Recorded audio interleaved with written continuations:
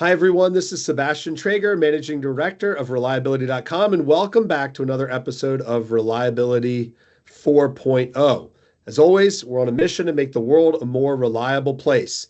And today, we are joined by our guest, Craig Dark at Drax. Craig, it is great to have you with us today. Thanks for having me, Sebastian. Glad to be here. Great. It's our pleasure. Well, I always like to dive in with folks and just hear a little bit tell us a little bit about your company and your role there as a way for us just to kind of get to know you a little bit. So, Drax as a group is a power generation group based out of the UK. My role is maintenance operations specialist within the pellet producing side, and here based in the US. We have multiple facilities across the Southeast and in Canada. So, our role on the pellet side is we produce the sustainable biomass pellets that generate the power to replace coal in the UK for the large power station that Drax owns there. So Great. that's our main role. And I have to, of course, ask how often you get to go to the UK? Never been. So never been. Okay. Well, yeah, we generally have enough problems over here without having to go up there. Nice. Well, how did you get into reliability engineering? What's kind of your origin story for ending up where you are? So started many years ago. I worked in sawmills, plywood plants as mechanic, millwright, maintenance work, hourly. Spent 5 years in those lumber and building products industries. Spent approximately 20 years in pulp and paper. Started as a general mechanic there as well. Moved into a supervisor role, into a superintendent role, then moved over to the production with Drax. But started thinking about reliability as a mechanic. Mechanics, in my opinion, are probably the first line of defense of, I'm tired of working on this. How can I make it work better? How can I make it last longer? So that kind of morphed into a career of managing people and managing some projects and Great reliability. Well, I love how it started with kind of your natural interest in just try to make things better and improve them. And I think that's a great way to start, right? You just want to look at a problem, solve it for the goal of making it better, and then it leads where it does. Before we dive into a little bit more, just one more question about yourself. What do you like to do outside of work? What kind of things do you do? So myself and my wife, we like to travel when we get a chance, whether by vehicle, plane, just see something different. I have 3 grandkids, so chase 3 grandsons around, go watch baseball, and Excellent. So they keep me pretty busy as well. That's great. That's awesome. And a favorite place you've been then? My favorite place is probably Anna Marie Island in Florida. Probably the most relaxing place. Yes, it's south of Tampa, about 45 minutes. Okay, so, south of Tampa. Yeah, great place to go relax. That is a beautiful part of the country, that's for sure. Absolutely. Well, good. Well, let's dive back into your work world and specifically, Drax is a customer of ours. You've been working with reliability.com and specifically EasyRCA for quite a number of years. So thank you very much for that. It's been a privilege to work with you all. Just as you started thinking about working with us, what challenges were you all facing before implementing EasyRCA? So when we started looking at RCA programs or something to help our RCA program, we really didn't have one. We were using an 8D Excel based 8D system. It works if you understand the terminology and the system, which a lot of people didn't. So we started trying to get away from that, looking into, hey, what is going to be the easiest thing for us, what's going to help us, and what's going to be. I look at the adoption, what's easiest to adopt for the people and for all walks of our company. So that's kind of what we started looking at. That's great. So then that leads into my next question. So as you began to evaluate EasyRCA against other solutions, what led you to choose it? Was it that ease of use primarily? It was the ease of use. Like I said, I was managing reliability manager at the time and rolled it out to some reliability engineers and said, hey, give me your feedback. What do you think? Is it easy to use? Do you understand it? Is it difficult? And everybody came back including myself, said, hey, it's very user friendly. It's very interface friendly. It's, the guys liked it. Of course, we worked, you guys worked and made it a lot better.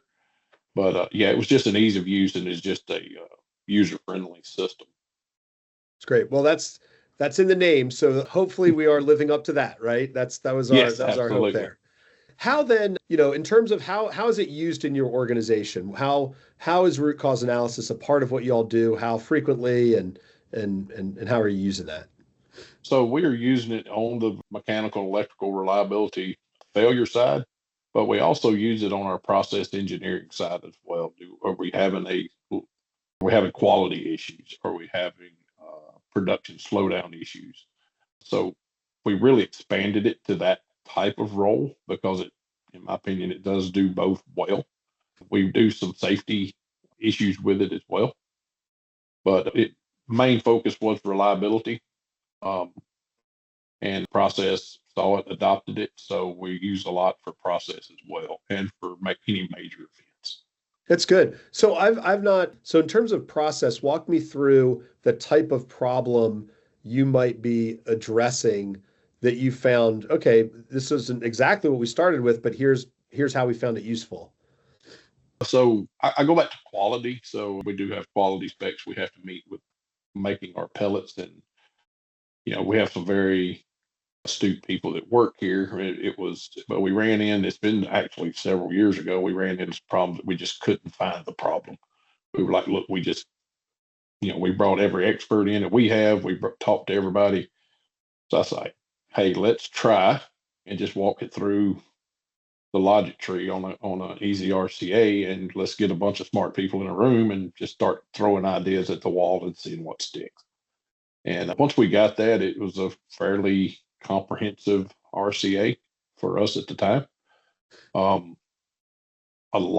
found a lot of small problems. So it wasn't that one glaring, hey, here's the thing everybody knows to fix. It was 7 things that we had to fix, but it was separately, they would not have caused this problem, but the perfect storm of the combination of these 6 or 7 problems, and that led us to those multiple root causes that we found, and it actually led us to issue. And so were you able to fix or remedy Yes. that issue? Yes, and that still gets visited if there's some head scratching, for lack of a better term, of like, hey, let's go back and visit that one. Huh. Are these 6 or 7 problems fixed? Okay, if they are, then we can move on to somewhere else. So it gives us a very good archive starting spot to go back and check. Very encouraging. That's great. That's good to hear. What features in the application do you all find most valuable? Here lately, the AI turbo for some newer users has helped tremendously, because sometimes, especially in reliability, you kind of get stuck thinking that you're going the right way. Reliability engineers really embrace that AI part of like, hey, I'm kind of stuck here. Let me just generate some nodes. They may not be exactly what I'm looking for. And generally, they're not exactly what I'm looking for, but they get you thinking a different direction. And that's what we're really using the AI generated things for is, hey, get me going the way I wasn't going to start with. Send me down a different path that I had not thought about. That's great. That's a big one. And just for anybody on this podcast who might not know, our software solution has a kind of a logic tree that you can go step by step and kind of analyze a problem. We have AI built into it so that if you're ever at a point in that logic tree where you want suggestions, it can recommend kind of ideas for the next level down. And as Craig was saying, that can get you from, I'm a little bit stuck here. I know I'm not at the solution yet. I'd like to brainstorm some more ideas. It can do that really quickly. Yeah, and it works really well for us, like I said, just to get us off of that sticking spot and to give other ideas to a group of people. It's great. Now, some folks have said, hey, I'm nervous of AI because people won't do their work. How have you all, how for you all has that not been the case? It's been a helper as opposed to a replacement. Yeah, that's a very good question. So what we've done is we use it to that point to get us off of a problem, but we also use the verification and corrective actions inside of it to drive and say, hey, is this where we need to go? We still have to put the work in. We still have to go and say, I'm just spitballing here. It was a bearing failure and it was lack of lubrication, or it was a wrong bearing.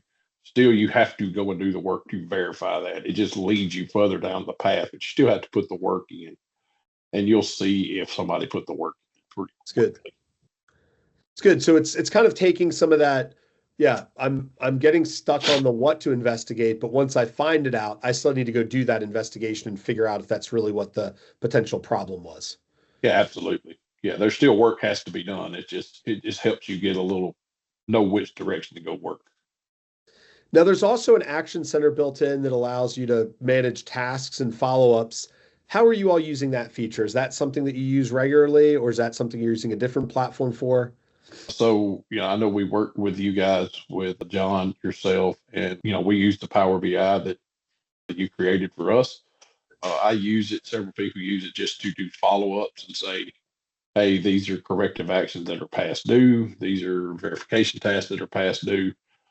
We can export that, have those discussions and follow-ups. So that's how we use that. I'll use the one inside of the system some, but I lean more on the Power BI because we do use Power BI a lot within our other systems here at Drax. So it fits pretty seamlessly with what we already do. And it's very, very useful to be able to track down, hey, here's corrective actions that they may have been done, but nobody actually closed them out. Or right. But you find that out. Yeah, you're able to find that out pretty quickly. It's like, hey, what's the status? Someone's like, oops, I forgot to mark it. Yes. So they can quickly do and that. A lot of times that's what it is, hey, we just forgot to complete it on the RCA.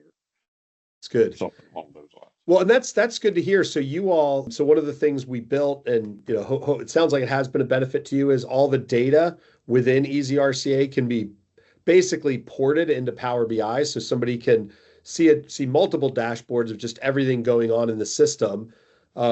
We decided to do that because we realized we're never going to build enough dashboards to make people happy, but that's basically what Power BI does. So let's just build it into that. And we know a lot of companies already use Power BI. So it sounds like you are already users of Power BI. So that was nice to be able to use a platform that you're already familiar with to analyze data. Yeah, absolutely. It made our life a lot easier, and it's just in a format that we're used to seeing all the time. It's great. Are there features that you're like, hey, here's my wish list. This is what I want to see. Here's where I think the platform could help us even more, or things that we want? I think since I've got back to using it now, I didn't use it for about a year. I was with a different company. There was a lot of work's been done, so I'm still kind of parsing some of that out.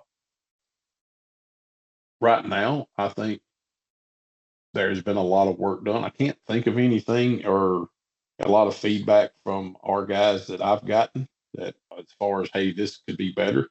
I know we had a lot of that feedback when we first partnered up with you guys. I think it was in 2020, I believe, some reporting structures and things like that. And that you and your team did a very good job of like, hey, let's make it better.